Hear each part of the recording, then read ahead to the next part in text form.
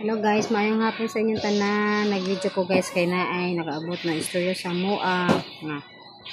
Ngano ko no nga nami kwarta.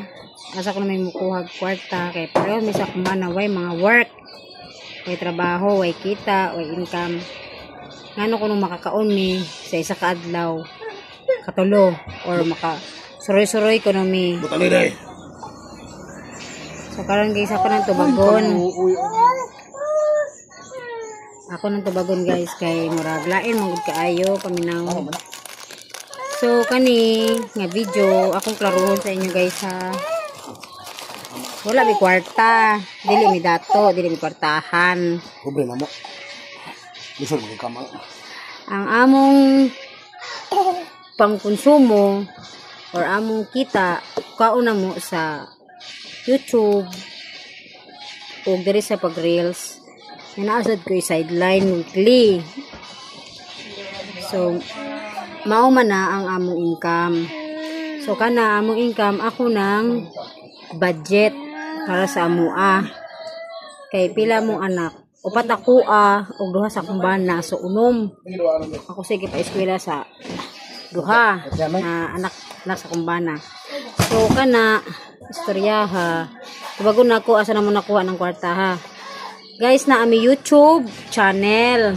Kung ganahan mo mag-subscribe mo na ami YouTube channel. Pangan atong YouTube na mo kay Junlin Vlog. So, tanawon ninyo to. Ginagmay naman namang kita dito.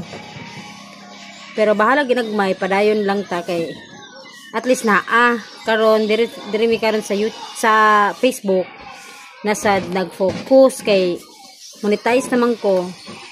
So, ari ko sigig vlog.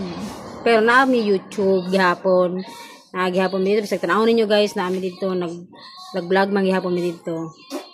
Diha na mo kwaon ang among pangkonsumo, pampalit bugas, biskwit, noodles tanan, pambayad sa kuryente, wifi, tubig, kana.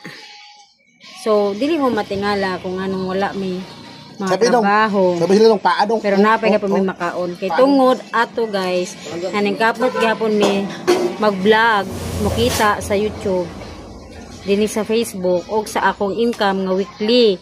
Na ako'y weekly nga sahod guys nga call center. Pero di siya yung nga call center nga panaradag ko ay weekly ra siya guys. So, dito na mo kwaon ang among konsumo.